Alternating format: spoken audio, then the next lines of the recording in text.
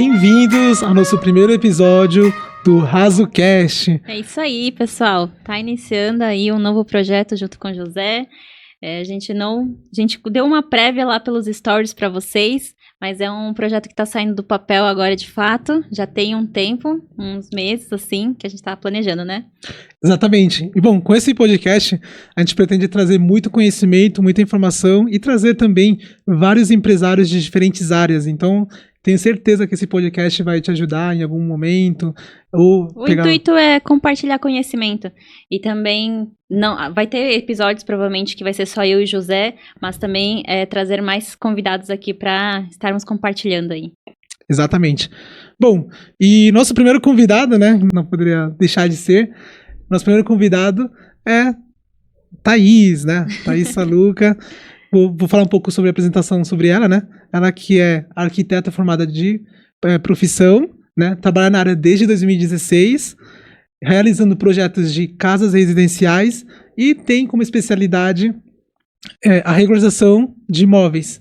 Gosta da natureza e de uma boa leitura. Thaís, seja bem-vinda ao nosso primeiro podcast. Obrigada, José. Vamos aí iniciando, então. Obrigada pela apresentação também. E é isso aí. Bom, Thaís, pra gente começar, eu quero te perguntar o seguinte: quando você começou na escola, você já sabia mais ou menos o que você queria do futuro? Nossa, na formatura da primeira série, a gente fez Os professores nos perguntaram, justamente, como você se vê depois como adulta, né? E eu tinha falado que ia ser dentista. Não aconteceu no final, né? Não sou dentista, sou arquiteta. Entendi. E bom, e para você, como foi, na época de você estar na faculdade, como foi para você escolher a carreira que você ia trilhar? Tá, na época para escolher, ensino médio, né?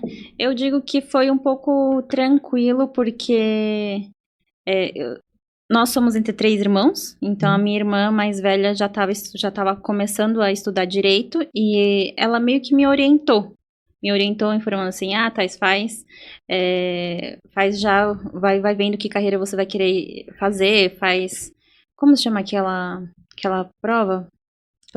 Teste vocacional? Teste vocacional, isso, teste vocacional. Eu fiz vários naquele momento, dava muito administração, arquitetura e engenharia não, dava arquitetura e artes. E no final optei mesmo pela arquitetura. Agora, no momento, eu vejo o porquê que caía muito a administração também para mim. Porque eu gosto muito de ter as coisas na ordem, certinhas, assim. E tanto que na época da adolescência, em casa, quem cuidava mais das partes das contas era eu. Nossos pais, eles trabalham muito, né? Todo mundo sabe aqui que eles são bem dedicados, bem focados no trabalho. E aí eu comecei a cuidar da parte dos pagamentos. Então, pagamento de água, de luz, de escola, eu ia no banco, ia fazer lá o pagamento, que antes não existia Pix, tinha que ir lá pessoalmente. Nossa, verdade, né? Então, acho que a maioria aqui já pegou essa época, né, da parte de pagamento, né, que tinha que ir até a lotérica, né? Então, tinha que ir até a lotérica. Eu fazia, eu acho que pagamento no banco, era o principal que eu fazia. Mas aí teve um momento que parou de receber, os bancos pararam de receber e eu também não tinha conta naquele momento no banco. E comecei a ir nas lotéricas, fazer aquelas filas enormes que tinha ali, né? Sim. Mas é isso, eu acho que não foi assim um momento tão desafiador quanto outras pessoas chegam a comentar, porque eu tive um pouco dessa orientação da minha irmã. E aí, claro, eu fiquei na dúvida, se eu escolher a faculdade errada, né? Sim. E uma das coisas que eu não queria era parar 1 ano ou 2 anos para me dedicar a estudar, ou parar totalmente, só quando tiver certeza e fazer. Porque, não sei, sempre pensei assim dessa maneira. E acho que talvez o fato de eu me conhecer e sei que talvez eu ia perder o ritmo dos estudos. Entendi. E só uma pergunta, por exemplo, quando você está na faculdade, a gente sabe que quando a gente começa a faculdade, é um mundo totalmente diferente, né, de quando você está na escola. Você sentiu essa parte, essa diferença dessa transição quando você estava começando essa carreira? Senti, eu digo mais que eu senti do momento em que eu saí da escola. Eu estudei o ensino fundamental na escola adventista, então uma escola religiosa, de religião, e fui para uma outra escola particular que não tinha nada a ver com religião. Já tinha sentido a diferença, mas quando eu fui para a faculdade, é um outro universo. Porque durante a escola, os professores estão ali pegando no seu pé, ó, vendo o seu caderno se você fez ou não fez lição, faculdade é outra coisa. Ou você decide de fato estudar, ou você vai pro barzinho lá da esquina e vai curtir com o pessoal, né? Então, senti bastante diferença, tanto que nesse momento eu entrei na faculdade com uma mentalidade de que seria muito difícil. Porque, sei lá, eu via dessa forma, é difícil, é difícil, é difícil. Então, eu fazia a aula no período da manhã e no período da tarde eu ficava na biblioteca. Até umas 4 horas da tarde, assim, 3 horas, sem almoçar, que aí, senão, às vezes sim almoçava, né, mas a maioria das vezes não, porque o meu foco, assim, deixa eu repassar toda a matéria que o professor me passou de manhã para fazer o estudo de tarde. E aí, era assim minha rotina na faculdade. Bom, eu imagino que, assim, tem muitas pessoas que são jovens, né, quem tá ainda começando, né, a escolher a carreira, às vezes tem essa dificuldade, né, então, assim, às vezes esse tipo de experiência que você está compartilhando agora pode ajudar bastante, né, pode ajudar bastante quem tá de repente, né, indeciso, né, porque Sim. geralmente chega, né, chega essa etapa, chega essa fase, né, de ter que escolher. Uhum. E, bom, então a gente já conseguiu ver um pouco da sua experiência, né? O que eu oriento, talvez, nesse momento também é conversar com alguém que talvez já fez o curso ou que leva isso daí como carreira mesmo. Porque eu cheguei a fazer um curso rápido. Um curso rápido foi de 4, 5 meses na Ana Rosa, de desenho técnico. Então, minha professora era arquiteta. E ali eu consegui conversar com ela falando, de fato, assim, ó, como que é mais ou menos o meio da faculdade, né, pra me dar conselhos. E eu gostei da maneira que ela falou, por isso que aí eu já fui mais decidida em arquitetura mesmo. Então você já tinha mais ou menos uma inspiração, né, pra você seguir já. Interessante, legal. A minha professora daquele curso. Legal. E bom, e falando um pouco sobre quando você, da época que você começou a ir na faculdade, e depois na época que você começou a ir pra fase, de fato, né, a parte, tipo, colocar na prática o que você aprendeu, que seria a parte de começar a trabalhar. Como que foi essa parte pra você? Eu digo, nossa, esse momento foi bem desafiador. Foi bem desafiador porque a área de arquitetura, parece que se você às vezes não tem contato, você acaba não conseguindo entrar muito rapidamente no mercado. E ninguém da minha família é arquiteto, a maioria ou vende na feirinha ou tem uma oficina de costura, né? Então, meus pais também não tinham como me orientar. Eu lembro muito bem que em algumas conversas eles sentiam essa falta, assim, ai, Thaís, não consigo te ajudar nisso porque eu não sei como. É uma área que eu não conheço. Então, graças a Deus, eu consegui um estágio quando eu estava fazendo a faculdade. Isso daí me abriu portas para trabalhos que depois de formada eu consegui. E o meu primeiro estágio, pouco sabe, mas meu primeiro estágio ele foi voluntário. Foi voluntário, porque eu precisava exercer, precisava pôr em prática. Então, eu mandei currículos para algumas empresas. Quando foi, só desculpa te cortar, mas quando você começou com estágio voluntário, né? Porque, assim, tem muitas pessoas que, assim, eu vejo que hoje em dia, né, a nossa juventude, ela tem um pouco, assim, pelo que eu percebo, de ansiedade, né? Então, elas querem resultado muito rápido. E às vezes nem sempre é assim, né? Nem sempre é assim, nem sempre você consegue ter resultados rápidos, né? Tem que, às vezes, primeiro trabalhar bastante, né? Desenvolver bastante para depois você ter resultado. Então tem muitas pessoas que não conseguem esperar esse tempo. E aí eu te pergunto, quando você começou o seu estágio voluntário, para você, foi algo assim que você disse assim, não, vou aceitar já de primeira, ou você tipo tava pensando, vendo se... Estágio voluntário? Não, é que eu mandei currículos e o pessoal não me chamava. E aí eu sabia que eu precisava de um emprego. Então eu me ofereci, não foi o escritório me procurar, eu me ofereci para os escritórios com estágio voluntário. E aí um deles me respondeu que o meu supervisor daquele estágio, eu ainda tenho contato com ele, isso que é o mais incrível, a gente ainda fica trocando ideias, porque ele também teve já seu próprio escritório e a gente fica conversando sobre alguns assuntos também da área. Mas... Nossa, que bacana, né? Porque isso mostra que, assim, você saiu de uma fase que era estagiária, agora você já é uma empresária, né? Com um escritório. E aí, o seu antigo ex-chefe, né? Agora, tipo, eles meio que seriam amigos, né? De profissão, né? Sim. Colegas de profissão. Então, bacana. Às vezes a gente manda mensagem, assim, no WhatsApp, a gente fica conversando, é legal. Legal, bacana. E aí você começou o seu primeiro estágio, aí depois você chegou a fazer outros estágios, ou foi só esse só? Não, só foi esse. Foi esse estágio, aí eu foquei no meu TCC, foquei no último ano no TCC, e aí perto de me formar, esse meu supervisor me indicou para um outro escritório.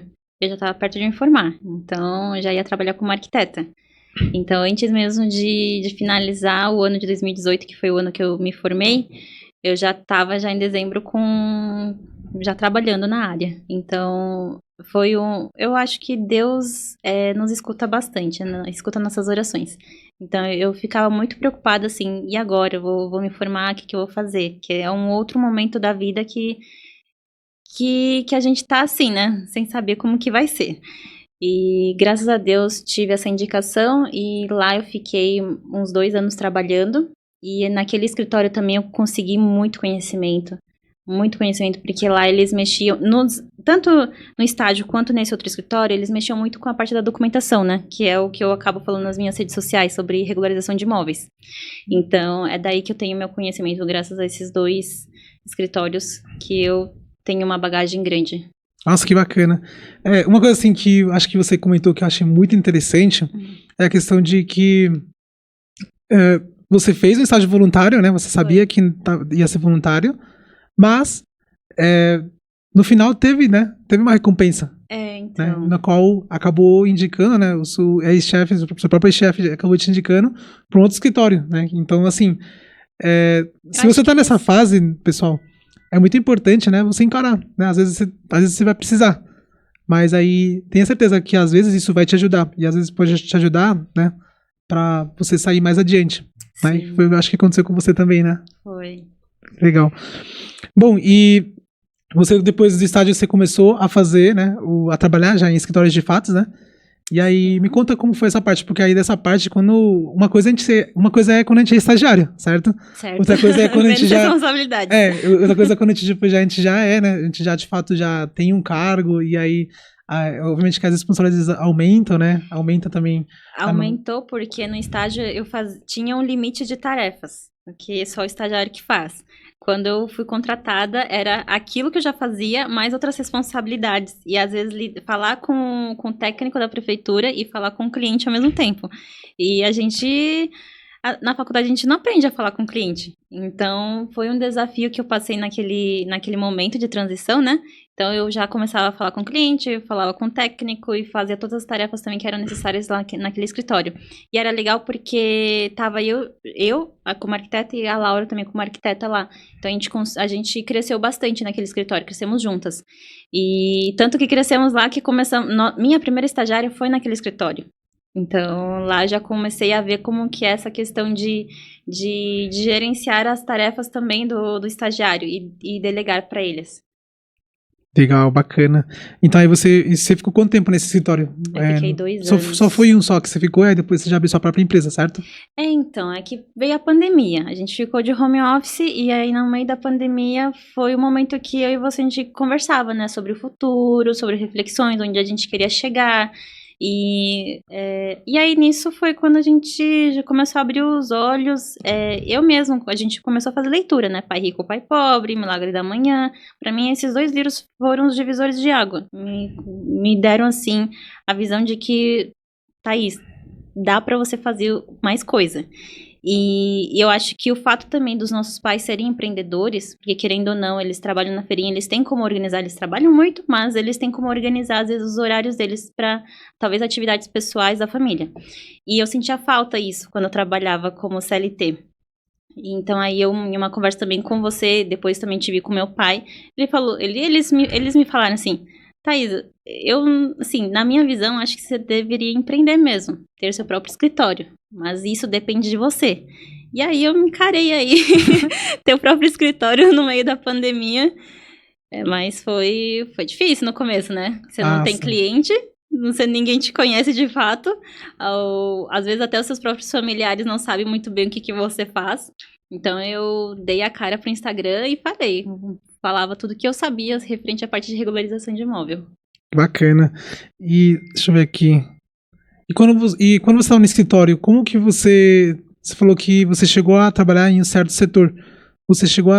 Foi nesse tempo que você chegou a se especializar ou foi em outro momento? No escritório? Sim, foi o momento que eu me especializei. Cheguei até a fazer pós-graduação, agora que eu lembrei. Fiz Sim, uma pós-graduação em Engenharia de Segurança do Trabalho, mas ele é mais focado para a área de regularização.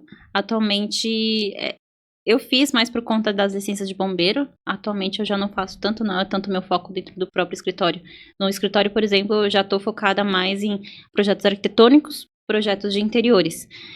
Porém, os projetos arquitetônicos, por exemplo, eles precisam, querendo ou não, de um projeto de prefeitura, precisa de um alvará. Então, tem essa conexão. Então, toda aquela bagagem que eu tinha de regularização de imóvel só está complementando os serviços atuais que é meu foco, projeto arquitetônico e de interiores. entendi, legal. E aí você começou então na pandemia, né? O seu escritório, você comentou que foi bem difícil, né, no começo. Foi. E assim, quando você teve seu cliente, qual que foi a sua primeira sensação?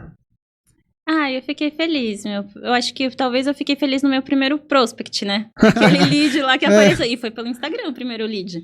Eu fiquei publicando o vídeo e tive lá uma proposta. Não fechei regularização, mas como eu comentei, fazer bombeiro também, fechei licença de bombeiro. Entendi. Fechei licença de bombeiro, mas eu acho que um outro momento marcante para mim é quando a gente cria parceiros. Porque nesse primeiro ano eu não tinha cliente, tinha também passado por um momento de luto. Alguns também já devem saber aqui, eu cheguei a perder meu pai no meio da pandemia, então foi um baque. E para recomeçar, eu precisei ter muita força. Sim. Muita força, principalmente da família, de você, graças a Deus vocês também estavam aí me apoiando. E eu bati na porta das imobiliárias, na porta de escritório de contabilidade, porque eles são grandes parceiros para o escritório. E aí eu tive meu primeiro cliente oficial não, depois de um tempo. Foi o primeiro cliente depois do luto. Porque o do Instagram foi antes do luto, foi antes do meu pai ter falecido. E aí, daí começou a crescer. E desde aí você já Sim. começou a engatar. É aí que eu vi que não tem que ter medo. Vai com medo mesmo, falar Sim. com as pessoas que são necessárias ter contato e que eles criam confiança, né? Eles veem também como você trabalha. Eu acho que isso que é o mais importante também. Como você trabalha, como você atende. E eu prezo muito no escritório isso. Que eu gosto de dar o atendimento, falar com os clientes, explicar como funcionam os processos da maneira que eu gostaria que me explicassem também.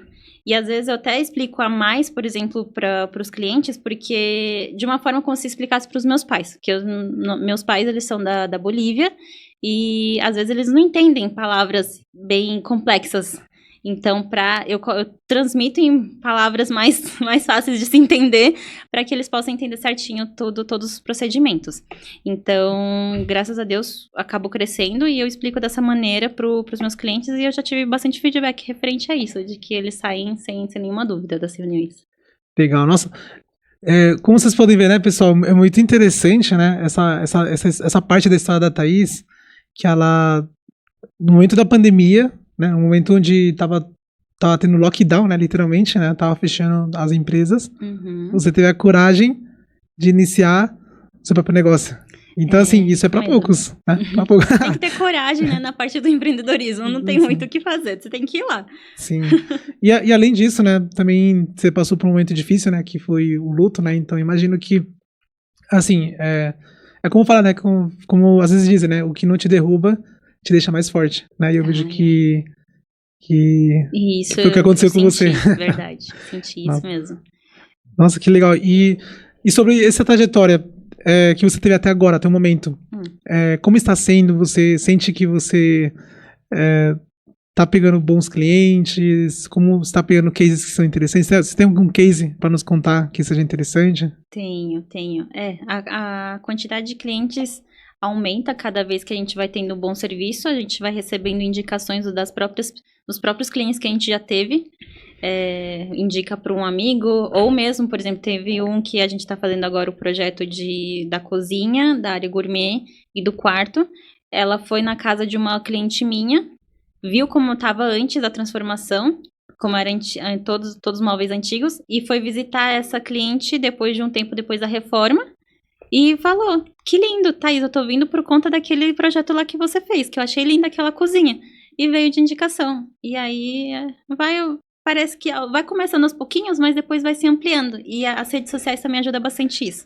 Ah, sim, nossa. Mas Então, ok. essa parte é muito interessante, né? Por exemplo, quando você tá começando um negócio, às vezes, né, tem falta um pouco de experiência, né? Mas conforme você vai andando, você começa. É muito importante você criar network, né? Sim, Criar network é muito importante. É é, você fazer um entendimento que seja legal, né? Porque os seus próprios clientes vão acabar te indicando, né? Então foi o é. que aconteceu com você, Uhum. né? Então, essa parte assim eu acho É, bem então, bacana. por exemplo, você falou do network. Do network, atualmente eu participo de um grupo de network, que é o BNI. Então, o BNI é um grupo de network mundial. A gente pode fazer conexão com outros países, com outros estados aqui mesmo. Eu mesmo já fiz com outras cidades, no caso, eu fiz. Mas é mundial, então é sem fronteiras, né? Agora, também você comentou sobre o case de sucesso. O case de sucesso que eu tenho, assim, de projetos de interiores, eu nem acreditei no momento, né? Mas a gente chegou a fazer projeto de interiores para duas unidades de um escritório que tem a sede na Dinamarca. Eu nunca pensei em atender uma Caraca. empresa na No Dinamarca. caso, uma multinacional, Foi certo? multinacional. Eles têm a sede na Dinamarca, tem uma outra unidade na Argentina, e aí no escritório de Pinheiros, e a outra unidade ficava em Campinas. Só que eu consegui esse contato por indicação também. Porque um dos colaboradores dessa empresa, que ele era, eu acho que na- Gerente? era o gerente de marketing, de marketing. Eu fiz o projeto de reforma da casa dele. Então, ele viu como eu trabalhava na parte dos projetos, como entregava, como explicava. Eu acompanhei também a parte da obra na reforma da casa dele. E aí, depois de algum tempo, ele falou: Thaís, eu quero te indicar para o meu escritório. Porque a gente vai precisar fazer pelo. A gente acabou de passar pelo rebrand e aí a gente vai fazer a reforma. E aí eu falei, topo, vamos lá. E aí eles aceitaram minha proposta e a gente fez toda a parte do projeto e da reforma. Esse foi um case de sucesso de projeto. Nossa, Tô muito feliz, né? que bacana, né? Isso foi, assim, esse cliente que você, o gerente do marketing, né, que foi seu cliente, Uhum. primeiramente, ele também veio das redes sociais, certo? Esse foi por parceiro. Parceiro Ah, corretor de tá. imóveis. Nossa, que legal. Então, aí, pra vocês verem, né, como é importante você fazer conexões, né, fazer Sim. network, que aí, né, você conseguiu mediante o network, o primeiro cliente, Aí ele né, viu meu trabalho, como eu faço, e depois me indicou pro escritório onde ele trabalhava. nossa, que legal. Exatamente. E hoje, assim, atualmente, quais serviços vocês fazem atualmente no escritório? Vocês começaram com algum tipo de serviço e foram acrescentando, incrementando mais? Sim. Eu comecei com o que eu sabia no momento, né? Meu domínio sempre foi regularizações de imóveis, prefeitura, fazia também de outros municípios, Guarulhos, Mariporã, a parte também alguns municípios da praia, do litoral. Só que atualmente o escritório, porque já passou por vários momentos, né? Atualmente o escritório está focado mais em projetos arquitetônicos e de interiores. Projetos arquitetônicos de interiores, porém, agora que está tendo a anistia também aqui em São Paulo, a gente está implementando com esse foco para regularização. É que não adianta eu separar. A Sim. parte do burocrática da arquitetura sempre vai ficar junto com o projeto. Então, você está querendo construir casa, precisa do alvará. Reformar. Quer reformar, também precisa de um projeto. Quer desdobrar o lote, precisa do alvará de desdobro de lote. Quer arrumar alguma coisa nas documentações, precisa também de um especialista. Então, eu sou arquiteta e especialista nessa área também de regularização. Nossa, que bacana. Você falou da anistia. Uhum. Eu sei que muitas pessoas não sabem ainda, né? O que é anistia, como funciona. Você pode. É algo novo, né? Às vezes pode soar para algumas pessoas novo. A anistia é uma legislação que tem uma lei que a Prefeitura de São Paulo lançou. Foi lá em 2019 que teve o lançamento, só que foi 2020, logo veio a pandemia, então eles acabaram prorrogando os prazos. Então, eles prorrogaram esse prazo que vai agora até dezembro deste ano. E o objetivo é regularizar as construções que, pela lei atual, a gente não consegue regularizar. Porque existe o Código de Obras. Se você constrói a sua casa fora do Código de Obras, sua casa não vai ter o alvará, não vai ter regularização. Então, com a anistia, a gente consegue regularizar. Eles dão como se fosse um perdão. Não perdão de tudo, mas de uma grande maioria que dá pra gente fazer aprovação. Então, tanto que eu tenho um outro case de sucesso aí também, graças a um parceiro, uma indicação. Ele precisava vender precisava vender o imóvel e o comprador me contratou para que pudesse regularizar o imóvel porque ele queria comprar por financiamento. E aí, por financiamento, a construção tem que estar totalmente regularizada, registrada lá na matrícula. Então, a gente fez todo esse procedimento. Dependendo da localização, a gente consegue uma aprovação rápida. E, no caso, foi uma aprovação rápida, onde a gente fez a aprovação da prefeitura em 15 dias.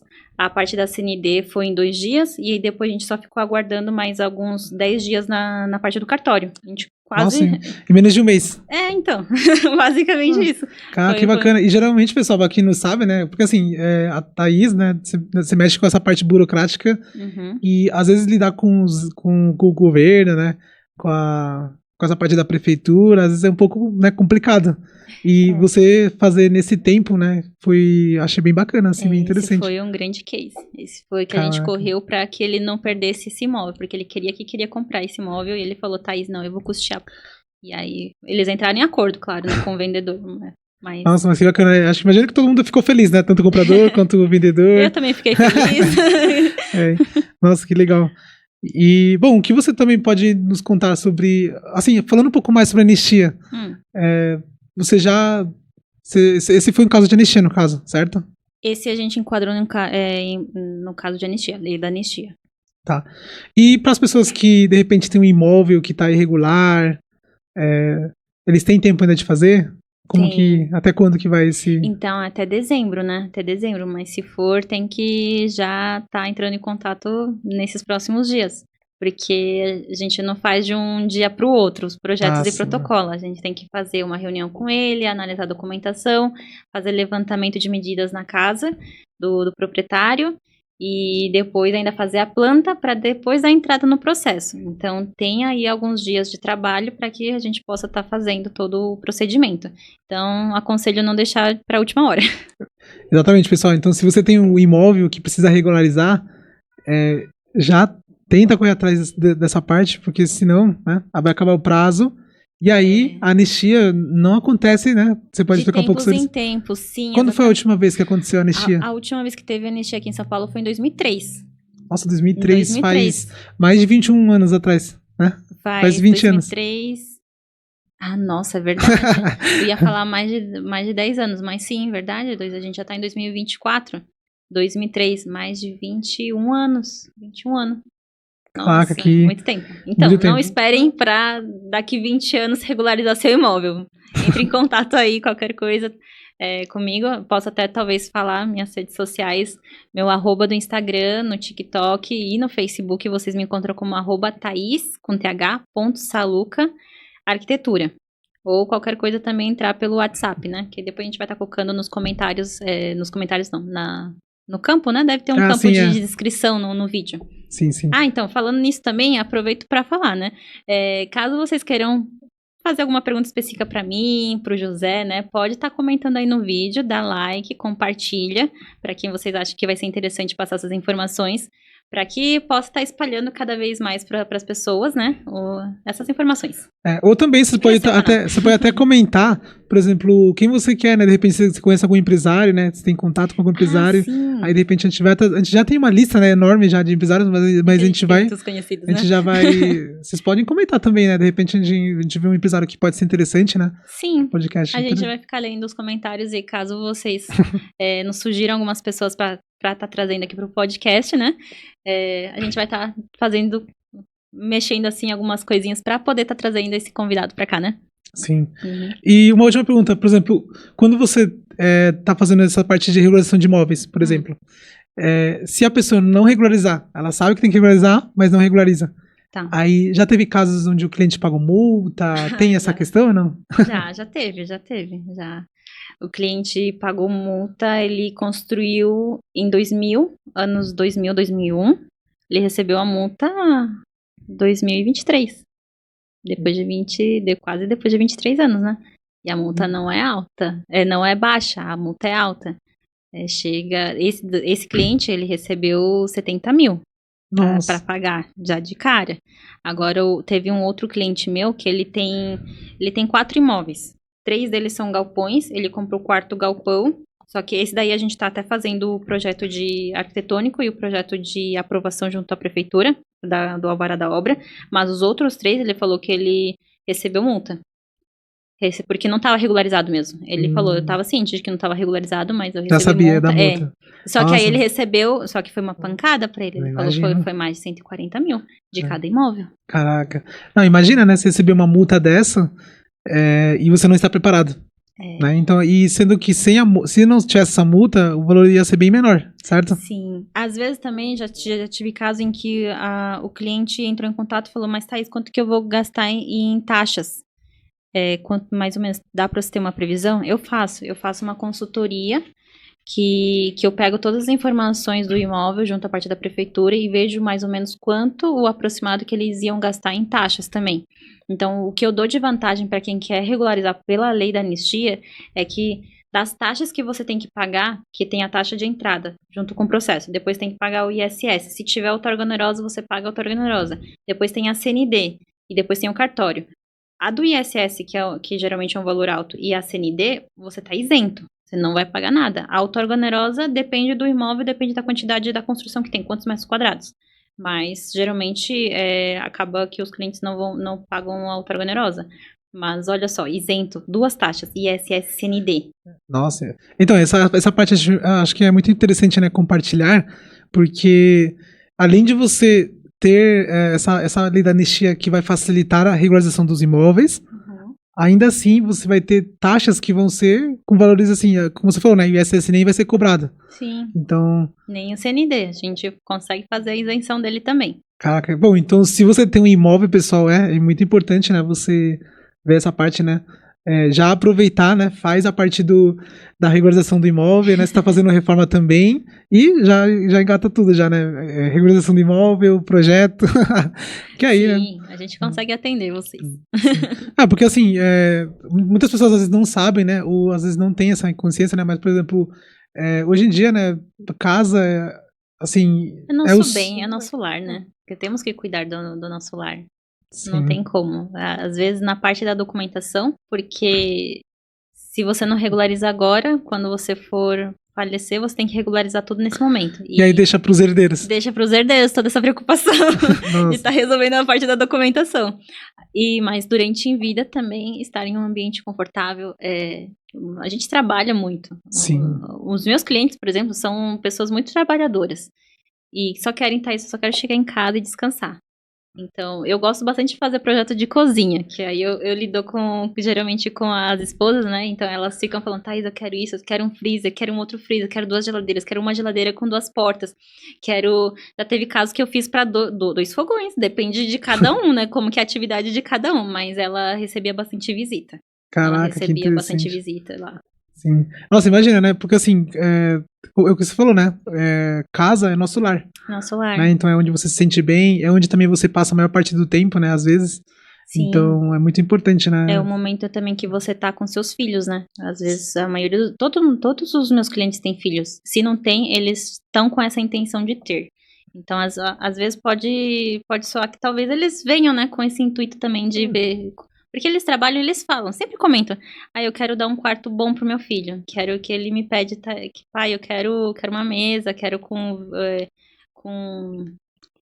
monitor e com computador gamer, então quero um espaço assim. E é engraçado porque um adolescente tem um estilo, né? E o pai tem outro estilo. Então, meu filho que é assim, tudo preto, cinza, não sei o quê. Eu quero um quarto claro, bonito, mais aconchegante.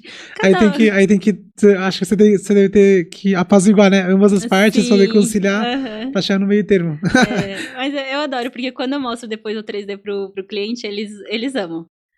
Principalmente quando tem um videozinho. A gente mostra vídeo também. A gente faz um tour virtual onde você tá entrando e caminhando pelos ambientes. Aí é bem bacana. Nossa, então aí a gente já tem mais ou menos uma prévia, né? Já tem uma prévia do que vai... de como vai ser. Nossa, que bacana. Eu lembro, eu mesmo, né? Eu acho que eu cheguei a te acompanhar, né? Em uma das obras que estão finalizando, né? Que era de projeto que você fez. E aí a gente, assim, eu mesmo, nossa, eu consegui ver a transformação, né? Quando você mostra o antes e depois, parece que é outro lugar, outro espaço, sabe? Completamente diferente. Então, querendo ou não, isso, de alguma forma, eu acho que tem algum impacto, né?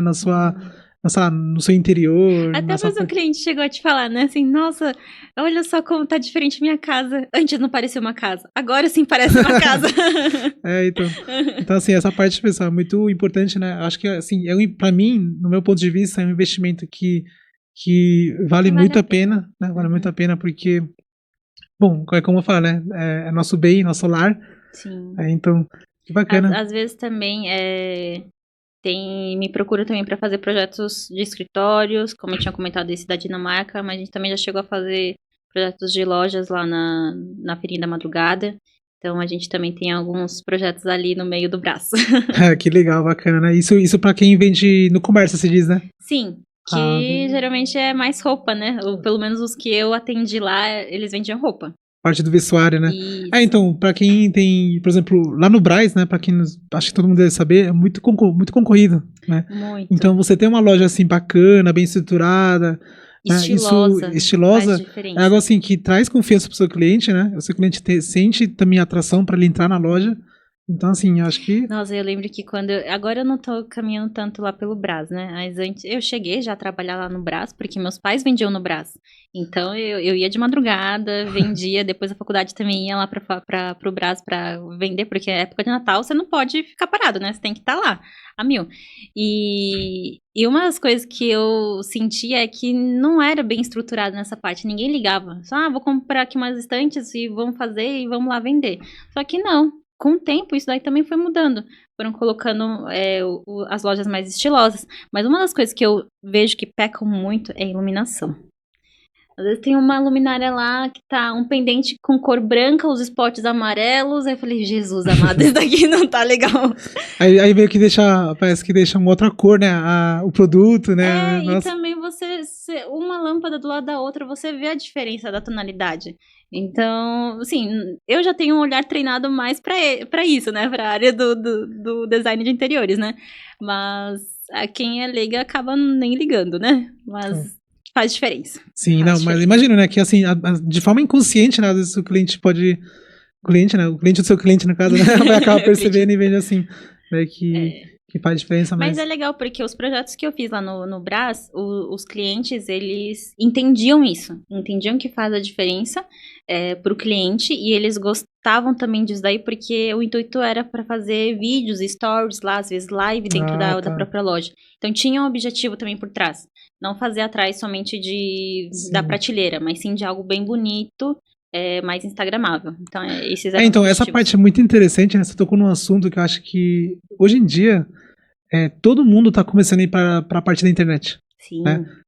Antigamente, a gente via que era só influências, mas hoje em dia, com o avanço da tecnologia, todo mundo que vende produto, serviço, qualquer tipo de coisa que você venda, você tem que estar na internet. Então aí, essa parte... sua área principal, né? Mas depois a gente fala um pouquinho da sua. Então assim, eu vejo que assim, o pessoal, por exemplo, que vende no Brás, essa parte assim, acho interessante, né? Até comentar, por exemplo, tem muitas pessoas que estão começando a fazer lives, né? Lives, tipo, mostrando os produtos. Então assim, você ter um fundo que seja bonito, tipo, faz a diferença, não faz?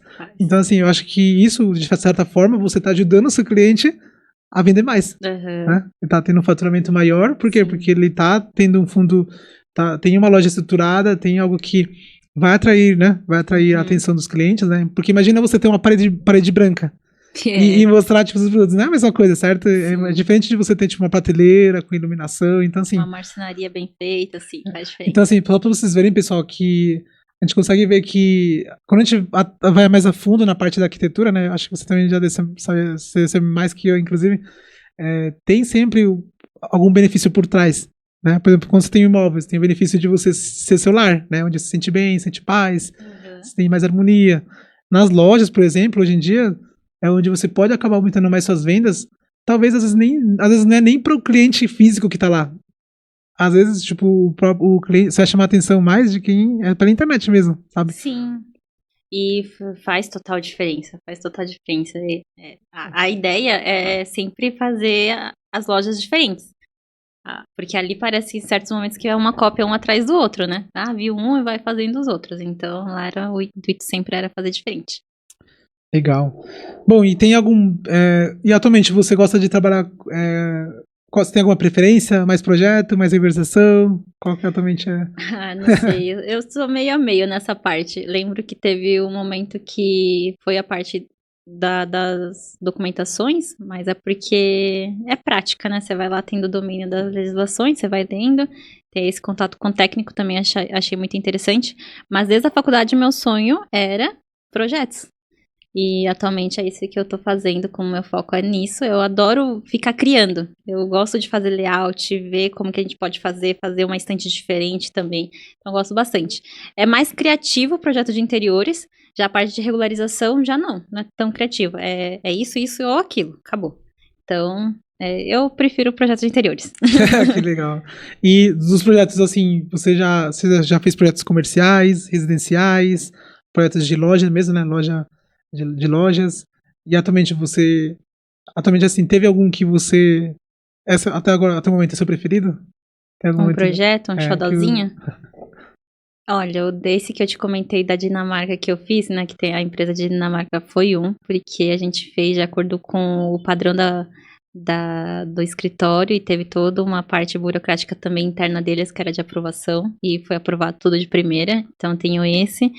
Tenho um que a gente fez uma estante que ela tinha que ser multiuso para...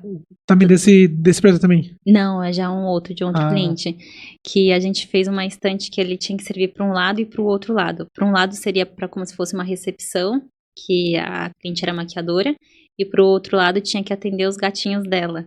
Então a gente fez algo muito específico para os gatos. Caraca, que interessante. Eu preciso fazer um vídeo contando sobre isso nas minhas redes sociais, que ainda não me deu tempo de editar, gente. Mas vai ter. Nossa, que legal. E bom, se tem algum ponto que você acha que é interessante a gente ressaltar da sua área, de alguma experiência, de alguma mensagem que você queira deixar? Uma mensagem? Gente, acho que talvez nessa parte de empreender, né? De empreender é ter coragem mesmo, e com medo. E uma das coisas que eu sentia muito, talvez a pessoa não vai querer me ajudar naquilo ou no outro.